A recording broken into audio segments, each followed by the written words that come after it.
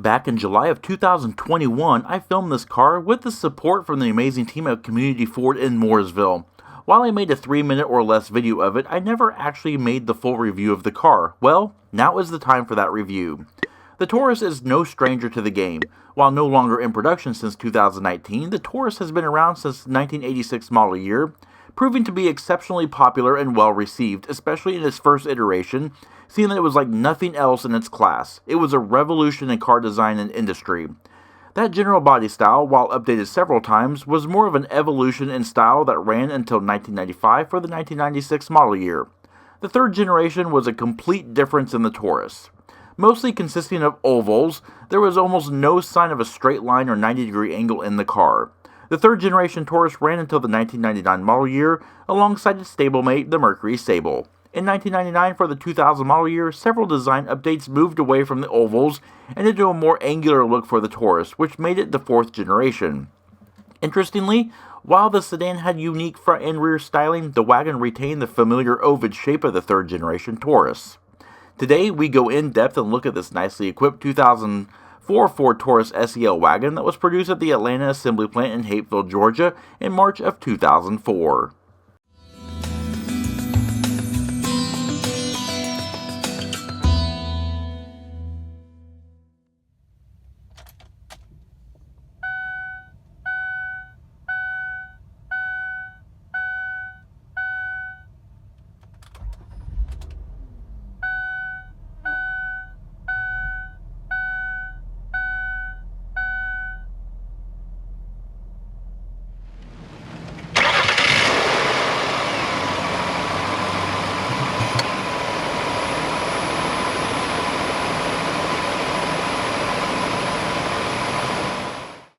Hey everyone, in today's latest installment of the in-depth review series, we're taking a look at this very nice and very well equipped 2004 Ford Taurus SEL wagon.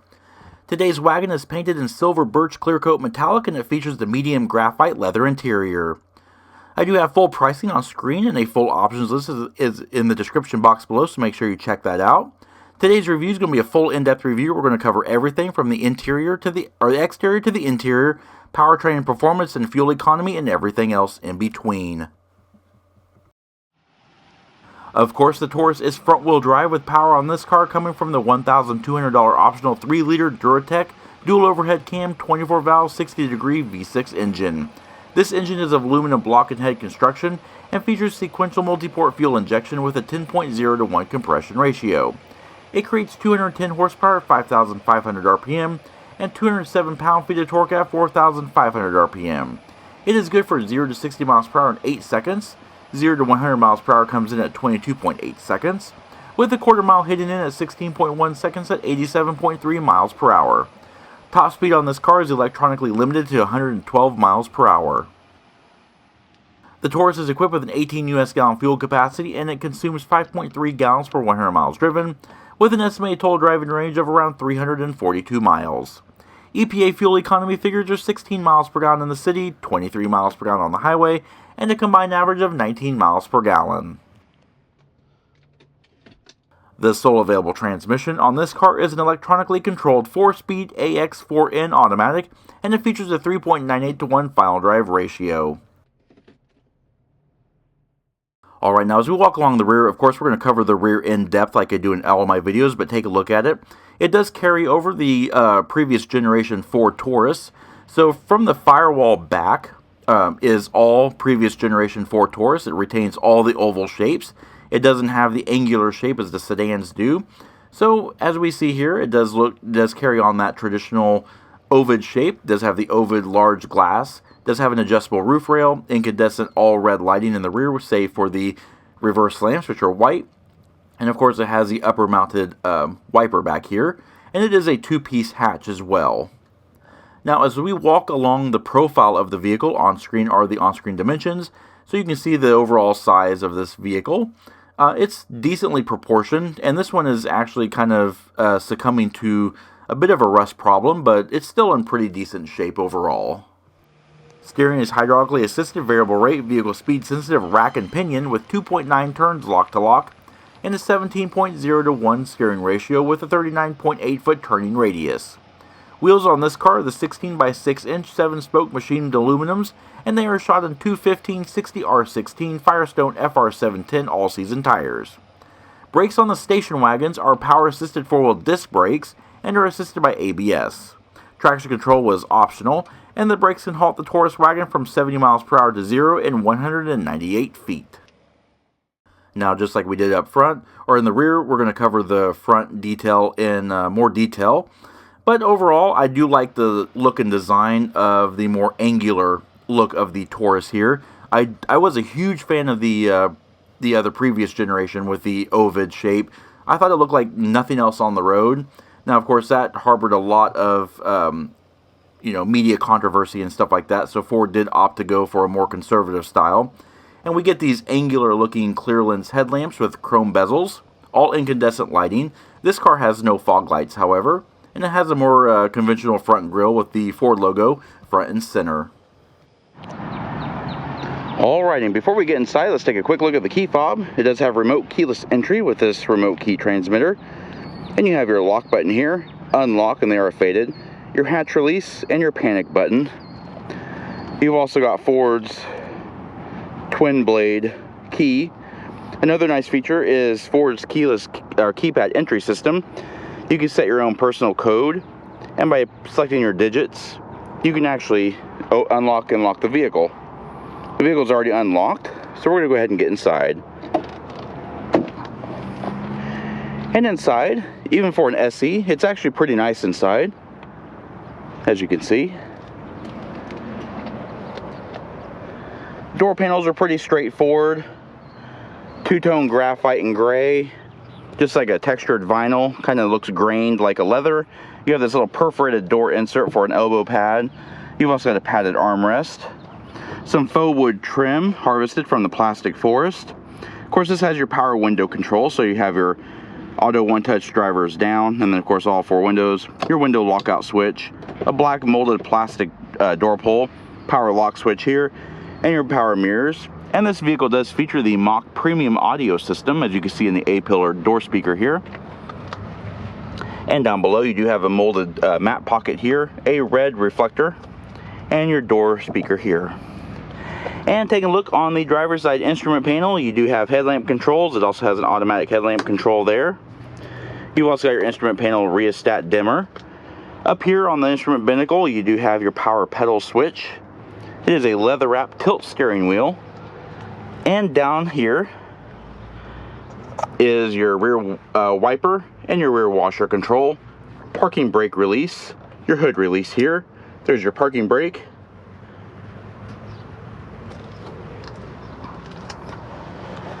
And this vehicle does feature a 6-way power driver seat, 6-way adjust here, seat back release or seat back recline, and over here this wheel here controls your lumbar. Alright, let's take a look at the seats. Nothing really special about the seats. They are comfortable, they are supportive, they're not heavily bolstered or offer any kind of lumbar or side supports or anything like that, but they are very comfortable for long journeys.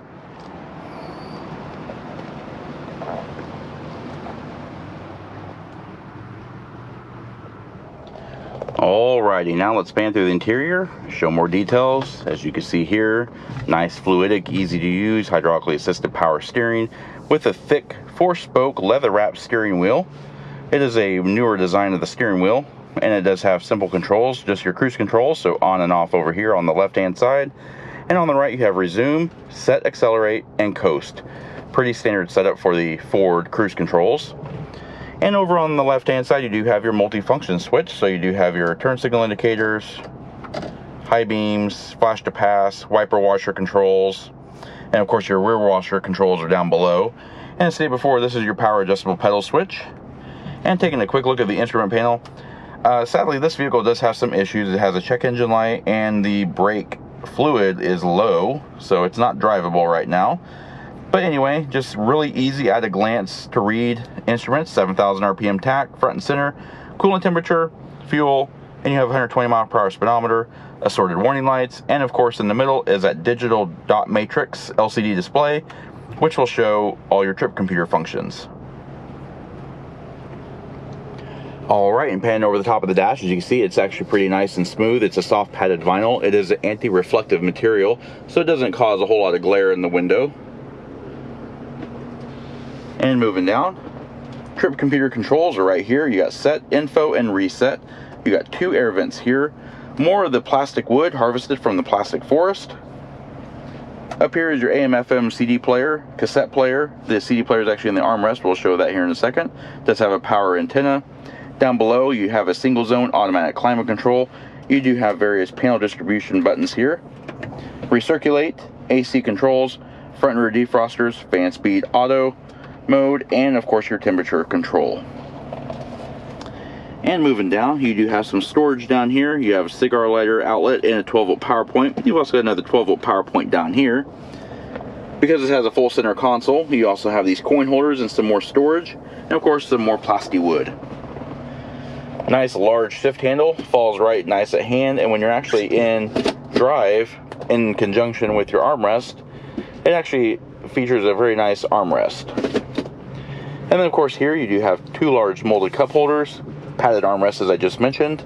That opens up. It would reveal storage, but this one has the optional 6-disc CD changer. So your storage is a little bit less because of that. Overall, the interior of the Taurus SE wagon is actually a pretty nice little place to be. It's relatively comfortable. It's pretty clean, quiet. Alright, and looking overhead, just a simple manually dimming rearview mirror. And taking a look overhead, we do have large padded sun visors with illuminated vanity mirrors. And the sun visors do swing out, and of course they also slide out on their extension rails. Sadly, there is no third visor in the ceiling, or second visor in the ceiling. And the seat belts up front are height adjustable. Taking a look over here, you do have reading lights. Alrighty, now we're going to show the rear seat. Now this vehicle does have 3 rows of seats, but we're going to focus on the second row first. Opening the rear door. It's a nice wide opening door here. Taking a look at the rear door panels, as you can see, about the same as the front doors as design goes. That grain textured vinyl, perforated inserts, padded armrest, black molded door pull, power window switch, and a matte pocket, as well as that red reflector. Now the rear seats in this vehicle do seat 3 across. It is a 60/40 split folding seat with no headrest and no center armrest. It actually looks pretty basic. It looks like a basic police vinyl bench. And you'll see the 2 seat belts kind of sitting together, and that's for the 3rd row. There's only a lap belt for the center. Taking a look overhead though, you do have some grab handles, some coat hooks, seat back mat pocket storage. Here is the center cup holders.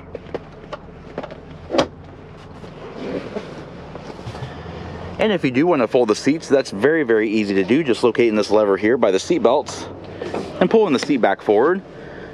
Reveals fold flat storage and a lot of dog hair.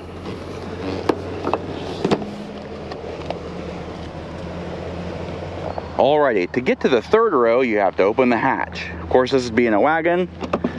That's the best part. And your 3rd row lies within this storage well here, and it's lockable. So you lift this portion up here just like this. And inside, you have this release handle.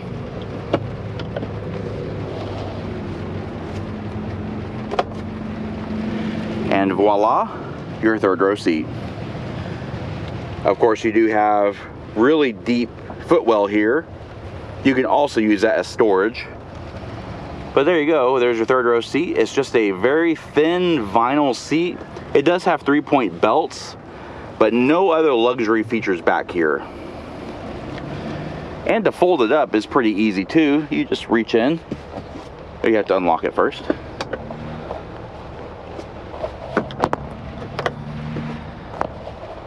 You just reach down, fold that over, and then lock that in place.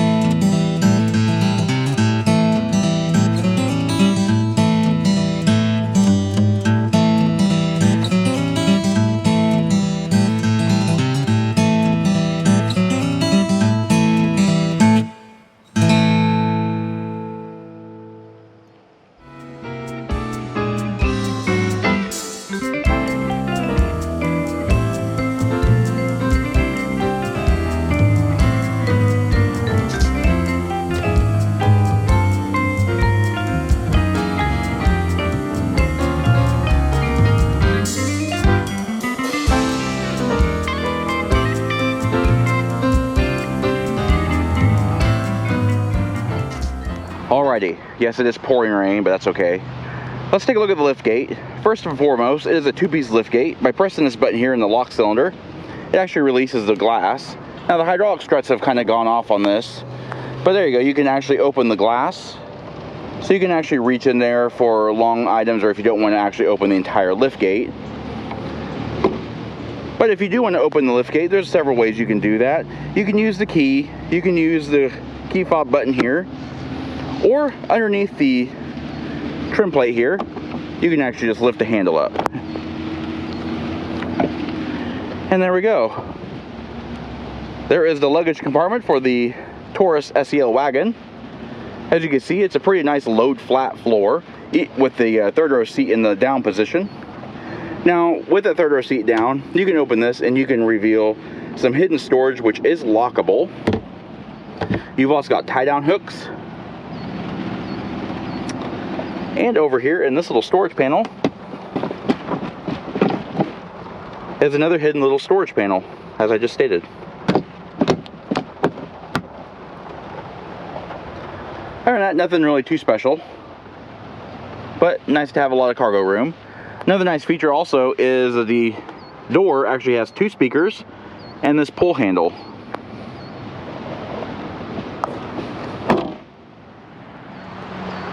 And this does conclude our in-depth walk-around look at the 2004 Ford Taurus SEL wagon. We hope you enjoyed the review, and if you did, please comment down below. Also, don't forget to hit the like button and subscribe. Check out our Facebook page at facebook.com/neighborhoodcarreviews, Instagram at BrensoJ1, and of course, as always, thanks for watching.